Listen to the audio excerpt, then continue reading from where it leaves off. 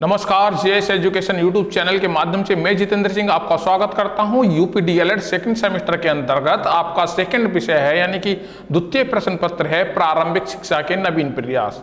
उसी के अंतर्गत आज क्लास नंबर 3 में बोर्ड के घोषणा पत्र 1854 पर हम चर्चा करेंगे। इसे भारतीय शिक्षा का मैग्ना कार्टा भी कहा जाता है। आप 24 घंटे में से 24 मिनट हमारे साथ मिलिए, गुजारिए हमारे चैनल पर और अवॉइड कर सकते हैं बैक या फेल से। तो शुरू करते हैं आज का अपना टॉपिक बोर्ड का घोषणा पत्र। देखिए, इसका पहला पॉइंट क्या था। बोर्ड का घोषणा पत्र 1854 में ब्रिटिश शासन द्वारा जारी किया गया था। यह एक महत्वपूर्ण दस्तावेज था।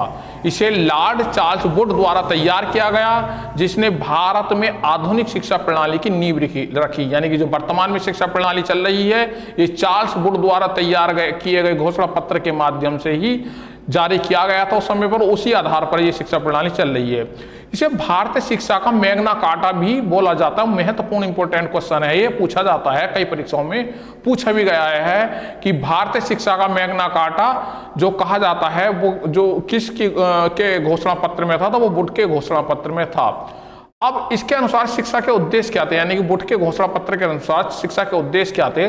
सबसे पहला, भारतीय शिक्षा प्रणाली को आधुनिक और व्यवस्थित बनाना। यानी कि शिक्षा प्रणाली क्या थी, पारंपरिक तरीके से चल रही थी। इसमें कोई सिस्टमेटिक ढंग से नहीं था। कितने साल का बच्चा कौन सी क्लास में होगा, उसके बाद क्या करेगा, इस तरीके की कोई व्यवस्था नहीं थी। और वो आधुनिक भी नहीं थी, यानी कि पुराने तरीके से चल रही थी और जमाना बहुत तेजी से बदल रहा था। इसका दूसरा पॉइंट था भारतीय समाज को नैतिक और बौद्धिक रूप से विकसित करना। यानी कि भारत में जो नैतिक थी वो उसमें और बौद्धिकता, यानी कि भारतीय की बौद्धिक स्तर को बढ़ाने के लिए, उसे विकसित करने के लिए ये बहुत जरूरी था। ब्रिटिश शासन के लिए वफादार एक जो श्रमिक तैयार करना, ये इसका मुख्य उद्देश्य था इस शिक्षा का। और पश्चिमी ज्ञान और संस्कृति का प्रचार प्रसार करना भी बहुत जो है इसका शिक्षा का उद्देश्य था। यानी पश्चिमी ज्ञान और संस्कृति का प्रचार प्रसार इस शिक्षा के मुख्य उद्देश्यों में से जो है माना जाता है। अब इसमें था क्या, शिक्षा व्यवस्था का सिस्टम क्या था। इन्होंने 3 स्तरीय शिक्षा प्रणाली बनाई। सबसे पहले प्राथमिक शिक्षा जो स्थानीय और मातृभाषा में दी जाएगी, यानी कि जो बच्चे की स्थानीय भाषा है या मातृभाषा है उसका माध्यम जो है ये होगा प्राथमिक शिक्षा का। जो माध्यमिक शिक्षा का जो माध्यम होगा वो होगा अंग्रेजी और स्थानीय भाषाओं का मिश्रण। यानी कि कुछ बातें उसे इंग्लिश और कुछ बातें उसे स्थानीय भाषाओं से तालमेल बनाते हुए सिखाई जाएंगी। इसके बाद आपका आता है उच्च शिक्षा। इसका जो होगा माध्यम अंग्रेजी होगा, केवल अंग्रेजी इसका माध्यम होगा। देखिए, इसमें जो है इन्होंने एक सिस्टमेटिक तरीके से दिखाया है। यहाँ पर ग्रेडेड स्कूल के एक नेटवर्क का परिचय यहाँ पर दिया गया है। इस चित्र के माध्यम से हम समझ सकते हैं कि इन्होंने एक सिस्टम बनाया, एक व्यवस्था बनाई किसी भी शिक्षा प्रणाली की। सबसे पहले आप प्राथमिक स्तर पर जाएंगे, यानी कि कक्षा 1 से 5 तक का सिस्टम होता था यहाँ पर, यानी कि जो आज भी चल रहा है। उसके बाद आपका माध्यमिक होगा, माध्यमिक में आपका 6, 7, 8 होता था। उसके बाद आपका उच्च विद्यालय होता था, जिसमें 6 जो 9, 10, 11, 12 जो आज मान सकते हैं आज की शिक्षा प्रणाली में। उसके बाद जो है आपका कॉलेज होते थे, यानी कि जो जिसमें आप जो है ग्रेजुएशन कर सकते थे, और उसके बाद विश्वविद्यालय होते थे। तो इस तरीके से आपके ये जो है सिस्टम था, प्राथमिक, माध्यमिक और उच्च और कॉलेज और विश्वविद्यालय। जो सिस्टम आज भी चल रहा है ये जो है बोर्ड के घोषणा पत्र की ही देन है। यानी कि जो आधुनिक शिक्षा की नींव है, इसीलिए इसे कहा जाता है कि आधुनिक शिक्षा की नींव जो है बोर्ड के घोषणा पत्र के माध्यम से ही डली थी। उनकी जो शिक्षा नीति थी उसके अनुसार ही आज भी हमारी शिक्षा व्यवस्था चल रही है। जो उस समय उन्होंने बनाया था उसी में थोड़ा मॉडिफाई कर करके हमारी नई शिक्षा नीति बनती रही समय समय पर, जो हम आने वाली क्लासों में सिस्टमेटिक ढंग से हम चलाएंगे। तो ये सिस्टम बहुत महत्वपूर्ण था। जो हमारे इंडिया की जो शिक्षा व्यवस्था थी यहाँ से ही जो है शुरुआत होती है। अब इन्होंने क्या किया, मुख्य जो बात थी इसमें विश्वविद्यालयों की स्थापना। कलकत्ता, मद्रास, बंबई में विश्वविद्यालयों की स्थापना की गई। यानी कि 3 बड़े विश्वविद्यालय बनाए गए उस समय भारत में। इनकी शिक्षा नीति के अनुसार उसमें था कि हम कलकत्ता में, मद्रास में और बंबई में 3 बड़े विश्वविद्यालय बनाएंगे। और ये विश्वविद्यालय लंदन विश्वविद्यालय के मॉडल पर आधारित होंगे। यानी जो लंदन में उस समय पर विश्वविद्यालय चल रहे थे उन्हीं मॉडल के अनुसार, उसी के अनुसार उनमें शिक्षा व्यवस्था होगी, उसी के अनुसार डिग्रियां होंगी, उसी के अनुसार कोर्सेज लागू होंगे। यानी कि लंदन विश्वविद्यालय की तर्ज पर टोटल ये जो हैं शिक्षा के आपके विश्वविद्यालय उस समय बनाए गए, जो कि कलकत्ता, मद्रास, मुंबई में इनकी शुरुआत हुई। शुरुआत में सबसे पहले वहां पर ये विश्वविद्यालय बनाने का इन्होंने प्रस्ताव दिया था और बनाए भी गए। उसके बाद देखिए सरकारी सहायता का भी इसमें प्रावधान किया गया। इनके बोर्ड के घोषणा पत्र में जो था सरकारी सहायता का प्रावधान भी स्पष्ट था। इन्होंने बताया कि निजी शिक्षण संस्थाओं को वित्तीय सहायता मिलनी चाहिए। यानी कि जो निजी शिक्षण संस्थान है, यानी कि जो कोई प्राइवेट स्कूल चला रहे हैं, प्राइवेट कॉलेज चल रहे हैं, तो उन्हें सरकार की तरफ से जो है सहयोग मिलना चाहिए। आर्थिक और जो भी प्रशासनिक सहयोग है वो सहयोग मिलना चाहिए, ताकि ये जो है लोग, जो ये शिक्षण संस्थान है, ये लोगों को अच्छे से शिक्षित कर पाएं। इसके बाद शिक्षण संस्थानों की निगरानी और सुधार के लिए सरकारी हस्तक्षेप इन्होंने व्यवस्था की। कि पहले क्या था, निजी शिक्षण संस्थान अपनी मनमानी करते थे, अपने तौर तरीके अपनाते थे, लेकिन अब क्या हो गया कि इन्होंने निश्चित कर दिया कि इनकी निगरानी और इनके सुधार में जो है सरकार का हस्तक्षेप होगा। यानी कि आप जो है सिस्टमेटिक ढंग से, एक सिस्टमेटिक तरीके से आप पढ़ाएंगे और शिक्षा व्यवस्था में सुधार के प्रयास जो है करेंगे। यदि आप नहीं करते हैं तो उसमें सरकार हस्तक्षेप करेगी। एक प्रावधान इसके तहत बना दिया गया। अब इसमें महिलाओं की शिक्षा, यानी कि बोर्ड के घोषणा पत्र में महिलाओं की शिक्षा को महत्वपूर्ण स्थान दिया। पहली बार महिलाओं की शिक्षा की बात यहाँ पर हुई। महिला शिक्षा को बढ़ावा देने पर जोर दिया गया। इन्होंने महिला शिक्षा पर विशेष बल दिया कि महिलाओं को भी शिक्षित करना चाहिए। इसमें समाज सुधार और नैतिक मूल्यों को बढ़ाने के लिए आवश्यक माना गया। इन्होंने कहा कि महिलाओं की शिक्षा जरूरी है समाज के सुधार के लिए, नैतिक मूल्यों के लिए। उस समय पर समाज में बहुत सारी कुरीतियां थीं, बहुत सारे अंधविश्वास थे, तो उस समय महिलाओं को शिक्षित होना जरूरी था। एक महिला शिक्षित होती है तो घर के 5 सदस्य शिक्षित हो सकते हैं, उसके बच्चे, उसके आसपास के जो भी रहने वाले लोग हैं तो वो शिक्षित हो सकते हैं। और किसी भी समाज या किसी भी देश का विकास तभी हो सकता है जब उस देश की महिलाएं भी शिक्षित हों।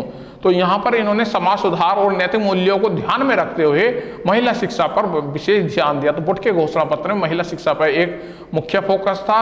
उसके बाद आता है आपको शिक्षकों का प्रशिक्षण। ये देखिए, किसी भी शिक्षा व्यवस्था को या जब भी आप किसी को कुछ सिखाना चाह रहे हैं तो जो सिखाने वाले लोग हैं, जो आपके शिक्षक हैं, तो वो भी प्रशिक्षित होने चाहिए। शिक्षा में समय समय पर जो है चेंजेस होते रहते हैं, जो समय के अकॉर्डिंग उद्देश्य भी बदलते रहते हैं, जरूरतें भी बदलती रहती हैं, शिक्षा में नई नई चीजें जुड़ती रहती हैं, हर सब्जेक्ट अपडेट होता रहता है। तो शिक्षकों को भी उचित प्रशिक्षण समय समय पर मिलना चाहिए, प्रशिक्षित शिक्षक होने चाहिए। तो इसकी वकालत बोर्ड के जो घोषणा पत्र में थी ये स्पष्ट थी कि शिक्षकों को भी प्रशिक्षण की व्यवस्था होनी चाहिए। बेहतर शिक्षकों को तैयार करने के लिए प्रशिक्षण संस्थानों की स्थापना बोर्ड के घोषणा पत्र में प्राथमिकता थी। यानी कि जो अगर आपको बेहतर शिक्षक तैयार करने हैं तो इनके लिए जो प्रशिक्षण संस्थान होते हैं, जो जैसे कि आज डीएलएड के कॉलेज हैं या बीएड के कॉलेज हैं, इस तरीके के प्रशिक्षण संस्थान की वकालत उस समय पर कर दी गई थी बोर्ड के घोषणा पत्र में। और शिक्षकों की गुणवत्ता में सुधार पर जोर देने का इन्होंने भरपूर प्रयास किया। यानी कि शिक्षकों को प्रशिक्षण देने की यहाँ पर महत्वपूर्ण व्यवस्था जो है बोर्ड के घोषणा पत्र में की गई। अच्छे शिक्षक, प्रशिक्षित शिक्षक और जो है शिक्षकों की जो क्वालिटी है उसमें इंप्रूवमेंट की इन्होंने बात की थी उस जमाने में। अब इसी बोर्ड के घोषणा पत्र में जो है तकनीकी और व्यावसायिक शिक्षा पर भी बहुत महत्वपूर्ण जो है जोर दिया गया, महत्वपूर्ण योगदान दिया गया था। तो ये इसमें क्या क्या पॉइंट थे देखते हैं। पहला पॉइंट, विज्ञान, प्रौद्योगिकी और कृषि के क्षेत्र में शिक्षा का प्रसार। यानी कि बोर्ड ने कहा कि हम तकनीकी और व्यावसायिक शिक्षा पर जो है विशेष बल देंगे। उसका जो मुख्य फोकस रहेगा विज्ञान का ज्ञान करवाना, प्रौद्योगिकी जो नई नई टेक्नोलॉजी आ रही है, और फार्मिंग, क्योंकि भारत की जो 75% जनता है वो कृषि पर आधारित थी, तो इसलिए कृषि को भी इन्होंने इसमें जोड़ा गया। यानी कृषि का भी विशेष योगदान, कृषि की शिक्षा की व्यवस्था की गई। यानी कि लोगों को तकनीकी और व्यावसायिक शिक्षा पर जोर दिया गया। उस समय की जो शिक्षा व्यवस्था लाए थे बोर्ड के घोषणा पत्र में व्यावसायिक शिक्षा को बढ़ावा दिया गया। यानी कि लोगों को अधिक से अधिक जो है व्यावसायिक शिक्षा दी जाए, जिससे कि वो अपने रोजगार को, अपने जीवन यापन को आसानी से चला पाएं। और भारतीय युवाओं को औद्योगिकी और व्यावसायिक क्षेत्र में प्रशिक्षित किया जाए। यानी कि इनका मुख्य फोकस था कि जो भारतीय युवा हैं वो उन्हें औद्योगिकी और जो व्यावसायिक क्षेत्र हैं उसमें जो है उन्हें प्रशिक्षण दिया जाए, उसमें कुशल बनाया जाए, उन्हें निपुण बनाया जाए किसी भी व्यवसाय के लिए, जिससे कि वो अपने जीवन को आसानी से जी सकें और समाज का विकास कर सकें, देश का विकास कर सकें, अपनी ज़रूरतों के साथ साथ वो देश की ज़रूरतों को भी पूरा कर सकें। अब इसमें जो एक मुख्य चीज जो आई थी, पुस्तकालय और छापाखाने। छापाखाने यानी प्रिंटिंग प्रेस इन्होंने लगाई, जो कि स्कूलों और कॉलेजों में पुस्तकालयों की स्थापना की गई। यानी बुट के घोषणा पत्र में स्पष्ट था कि हर किसी स्कूल में पुस्तकालय की जो है व्यवस्था हो। पुस्तकालय से जो है बच्चों के साथ साथ शिक्षक भी अपना ज्ञान अपडेट करते थे, बच्चों को भी फ्री में किताबें मिलती थी, जिससे कि वो अपने ज्ञान को, अपने जो सीखने की क्षमता को बढ़ाते थे। और छापाखाने में जो शिक्षा सामग्री के प्रसार के लिए छापे खाने बनाए गए, यानी जो शिक्षक सामग्री है, जो पुस्तकें हैं, नक्शे हैं, गाइडें हैं, जो भी आपकी जो प्रश्न पत्र हैं उनके लिए छापा खाने लगाए गए, यानी प्रिंटिंग प्रेस लगाई गई, जिससे कि जो है ये शिक्षक सामग्री लोगों तक तेजी से जाए और जन तक शिक्षा का जो है बोलबाला हो, पहुंच हो, इन जो है प्रिंटिंग प्रेस के माध्यम से। अब देखिए महत्व क्या थे। महत्व इस बुट के घोषणा पत्र की जो शिक्षा नीति थी, इसके महत्व देखते हैं। आधुनिक शिक्षा प्रणाली की नींव जो है बुट के घोषणा पत्र से डली जी, इसीलिए इसे मैग्ना कार्टा भी बोला जाता। भारतीय शिक्षा व्यवस्था का मैग्ना कार्टा बोला जाता। आज की शिक्षा प्रणाली जो चल रही है वो बुट के घोषणा पत्र के जो उस समय पर लाए थे वो शिक्षा नीति, उसके माध्यम से ही चल रही है। अंग्रेजी शिक्षा को प्रोत्साहन मिला, यानी कि जो अंग्रेजी का जो प्रोत्साहन मिला इस शिक्षा व्यवस्था के माध्यम से मिला। सबसे महत्वपूर्ण महिला शिक्षा और सामाजिक सुधार, यानी कि महिलाओं को शिक्षित करने की बात की गई और समाज में सुधार की बात इस शिक्षा में मुख्य फोकस था। और शिक्षा का जो व्यापक प्रसार, शिक्षा का व्यापक प्रसार किया गया, यानी कि शिक्षा को जो है जन जन तक पहुंचाने के लिए विभिन्न पुस्तकालय और छापाखानों यानी कि प्रिंटिंग प्रेस के माध्यम से लोगों तक पहुंचाया गया और प्रचार प्रसार किया। शिक्षा के क्षेत्र में सरकारी और निजी भागीदारी जो है सुनिश्चित की गई, यानी कि शिक्षा के क्षेत्र में जो सरकार के साथ साथ जो निजी भागीदारी थी उनका जो है सबका जो है एक सुनिश्चित दिशा निर्देश दिए गए कि आप कितना योगदान देंगे, आपको कितना कहाँ क्या करना है, ये सब चीज़ें जो है एक तरीके से सुनिश्चित की गई। और इसके अलावा सबसे मुख्य बात थी कि लोगों को व्यावसायिक शिक्षा के बारे में प्रोत्साहित किया गया और जो भी कृषि और व्यावसायिक शिक्षा थी और जो भी औद्योगिक शिक्षा थी उसके लिए बहुत महत्वपूर्ण योगदान दिए गए। तो इसमें महत्व ये हुए। इसके बाद इसके कुछ गुण दोषों पर यहाँ पर चर्चा डाल लेते हैं। सबसे पहले गुण देख लेते हैं। तो गुण में देखेंगे यहाँ पर एक नई युग की शुरुआत हुई, यानी कि जो पहला पारंपरिक जो पुराने प्राचीन तरीके से शिक्षा व्यवस्था चली आ रही थी कि कोई मतलब कि गुरुजी अपने हिसाब से जो भी सिखाना था उन्हें सिखा दिया, किसी भी समय किसी को भी कुछ भी सिखा दिया, कोई सिस्टमेटिक ढंग से नहीं था। उस सिस्टमेटिक ढंग से शिक्षा को लाए, एक नई युग की शुरुआत की जो आज तक भी उसी पैटर्न पर शिक्षा व्यवस्था चल रही है। शिक्षा के उद्देश्य भी स्पष्ट कर दिए गए कि हमें क्या सीखना है, क्या सिखाना है, कौन सी कक्षा में क्या पढ़ाना है और हमारा मुख्य फोकस क्या रहेगा। अलग से लोक शिक्षण विभाग बनाने की सिफारिश की गई।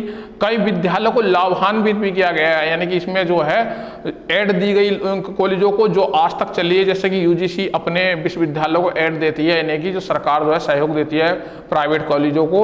और सहायता प्रणाली से अनुदान की जो बात की गई थी उस समय पे बोर्ड के घोषणा पत्र में की गई थी, जो आज भी हम लागू करते हैं। विश्वविद्यालयों की स्थापना के साथ साथ उच्च शिक्षा को प्रोत्साहित किया गया, यानी कि विभिन्न प्रकार के विश्वविद्यालयों की शुरुआत भी इनके दौर में ही हुई, जैसे कि कलकत्ता, मुंबई और मद्रास में जो है ये विश्वविद्यालय खोले गए। गरीबों और योग्य छात्रों के लिए छात्रवृत्ति का प्रावधान किया गया और गुणवत्ता में सुधार के लिए शिक्षक प्रशिक्षण पर ध्यान गया, यानी शिक्षकों की ट्रेनिंग पर ध्यान दिया गया और भाषा शिक्षण को प्रोत्साहित भी किया गया इसमें। यानी भाषा शिक्षण को कैसे प्रोत्साहित गया, छोटी कक्षाओं में मातृभाषा और आपकी हिंदी भाषा, और जो उससे जब बड़ी क्लास में आए तो अंग्रेजी और जो हिंदी भाषा को मिश्रित करके पढ़ाया गया और उच्च शिक्षा को जो है इंग्लिश में इन्होंने पढ़ाया गया। दोष क्या थे, दोष पे देख लेते हैं। पश्चिमी साहित्य को बढ़ावा दिया गया, इन्होंने पश्चिमी साहित्य को जो है महत्वपूर्ण स्थान दिया। सामान्य शिक्षा की उपेक्षा की और सहायता अनुदान की प्रणाली उचित अर्थों से संचालित नहीं हो पाई, यानी कि जो ग्रांट देते थे, ये जो आर्थिक या किसी भी प्रकार का लाभ शिक्षण संस्थानों को दे रहे थे, उसका जो है उचित तरीके से संचालन नहीं हो पा रहा था। ईसाई मिशनरियों का बोलबाला था, यानी कि ईसाई मिशनरी अपना केवल जो है धर्म का प्रचार प्रसार में ज़्यादा योगदान कर रहे थे, यानी ईसाई मिशनरियों को ज़्यादा इसका अंश दिया जा रहा था। केवल लिपिक और लेखाकारों का एक वर्ग तैयार किया गया, यानी कि केवल ये जो है एक तरीके से क्लेरिकल लोगों को और एक जो है वर्कर लोगों को तैयार करने की शिक्षा व्यवस्था उस समय पर मानी गई।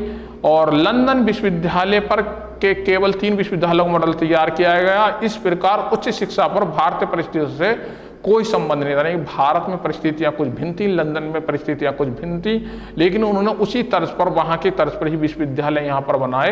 लेकिन कुछ भी कहें, निष्कर्ष ये निकलता है कुछ गुण और कुछ दोषों के साथ। मुख्य बात यह है कि वुड के घोषणा पत्र ने भारतीय शिक्षा प्रणाली के लिए एक संगठित ढांचा प्रदान किया। संगठित ढांचा क्या कि पहले प्राथमिक शिक्षा होगी, फिर माध्यमिक शिक्षा होगी, फिर उसके बाद कॉलेज की शिक्षा होगी, उसके बाद उच्च शिक्षा होगी। तो इस तरीके का संगठित जो सिस्टमेटिक ढंग था वो जो है केवल वुड के घोषणा पत्र से ही शुरुआत हुई थी। और यह भारतीय समाज में शिक्षा के प्रति जागरूकता को बढ़ाने और आधुनिक शिक्षा का मार्ग प्रशस्त करने में महत्वपूर्ण साबित हुआ। यानी कि ये जो घोषणा पत्र था तो भारत के समाज में शिक्षा के प्रति जागरूकता बढ़ाई और उसके साथ साथ आधुनिक शिक्षा का जो मार्ग है, यानी जो इस समय आधुनिक शिक्षा है या उस समय आधुनिक शिक्षा की डिमांड थी, उसका मार्ग भी जो है इन्होंने सुनिश्चित करा, प्रशस्त करा, यानी कि मार्ग दिखाया इस वुड के घोषणा पत्र ने उस समय में। तो ये था वुड का घोषणा पत्र। इससे पहले हमने मैकाले का विवरण पत्र पढ़ा, अब वुड का घोषणा पत्र। इसके बाद सिस्टमेटिक ढंग से जो जैसे भी घोषणा पत्र आए, जो भी नीतियां आई, उन पर हम चर्चा करेंगे। ब्रिटिश कालीन के बाद जो है हम अपने भारतीय आयोगों पर शिक्षा के, और उसके बाद जो भी शिक्षा के क्षेत्र में आयोग या सिफारिशें हुई उन सब पर क्लास आएगी। आपके सिलेबस के अकॉर्डिंग हमारी क्लास के साथ जुड़े रहिएगा। तब तक के लिए धन्यवाद, नमस्कार।